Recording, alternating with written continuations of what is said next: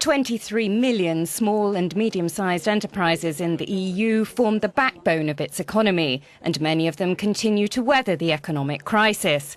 In the run-up to a week dedicated to the relaunch of small businesses, we discuss the challenges with Antonio Tajani, a Vice President of the European Commission in charge of the industry portfolio. Vice President, European industry isn't doing very well. In 2012, the manufacturing sector, which accounts for just over 15% of Europe's GDP, contracted. We're far from your goal for European industry to contribute 20% of GDP by 2020. What's to be done about that straight away? We must believe in industry. It is unimaginable that we'll get out of this crisis without an industrial structure that allows Europe to create jobs. It's not enough to have strong action to reduce the public debt. That has to be accompanied by a real strategy for the real economy, favoring industry and developing the internal market. The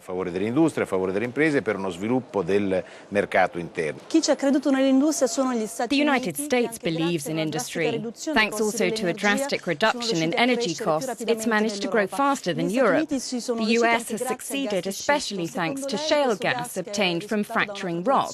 Is that an opportunity for Europe or a risk? In my opinion, it is an opportunity. But we must assess how to use this without damaging the environment. It would be wrong for Europe simply to rule it out. We need to accelerate a technical scientific analysis that could tell us how we could use this form of energy to make our system more competitive. The European Commission, at the request of the Council, is preparing a study for the end of this year on the impact of energy costs on industry. SMEs are trapped in a difficult position between public administrations that don't pay these companies what they owe them and the difficulty of getting credit from banks. There's a European law that requires the public administration to pay its debts within 30 days, but countries such as Greece and Italy take more than 150 days to pay. What will you do about this? You promised zero tolerance. I promised zero tolerance because just as citizens are required to pay taxes to the state, it is equally important for the government to pay the companies that supply them. The term is 30 days, 60 in some cases. It is also important to pay off old debts that public authorities owe businesses. Italy is the most striking case, with approaching 100 billion euros in outstanding debt. According to a European Central Bank survey this year, small businesses say the conditions of access to finance have got even worse, even though the ECB issued new funds to help the banks. Why haven't the funds gone from the banks into the real economy? The banking union should make it easier to use the money for businesses. We have reached an operating agreement with the European Parliament and the European Council to enable loans for SMEs of up to 1.5 million euros. The Basel III rules, which require a reserve for each loan, wouldn't be applied rigidly. In other words, fewer reserves will be necessary for loans to small and medium-sized companies to make more loans and easier loans accessible for small businesses.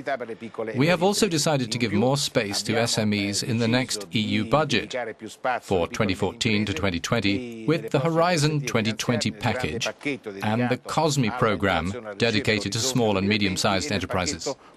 We place a great emphasis on venture capital, which is not used enough in Europe, although it works very well in the United States.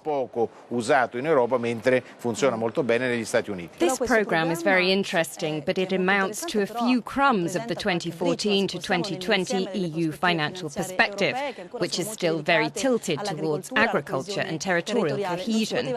Couldn't you do more for companies? Even with the funds allocated for territorial cohesion, there is the possibility to apply the funds towards growth, to build infrastructure, and for small and medium-sized companies. But we must end the use of structural funds for village festivals and concerts. process. It should be noted that the European Commission and the European Investment Bank, with the support of the Council representing the Member States, have decided to launch a major package with Commission and Investment Bank funds to finance small and medium-sized companies.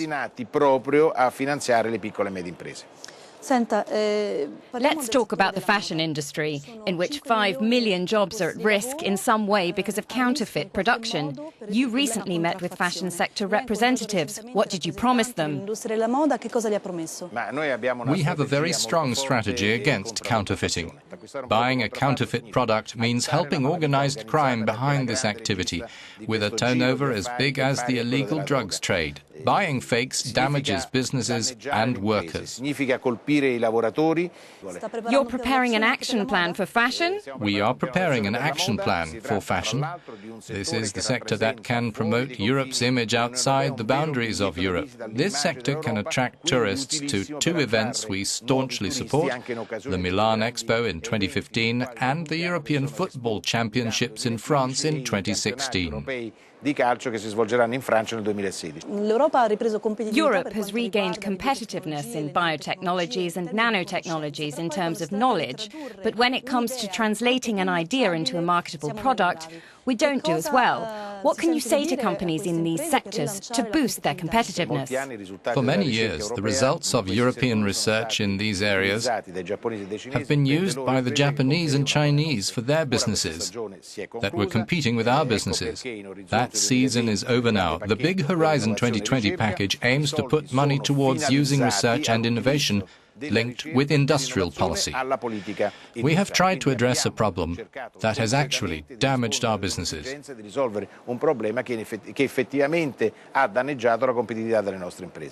A final question. We're approaching an EU summit in February dedicated to competitiveness and industry. What can you promise Europeans who are afraid of further relocations and more loss of jobs?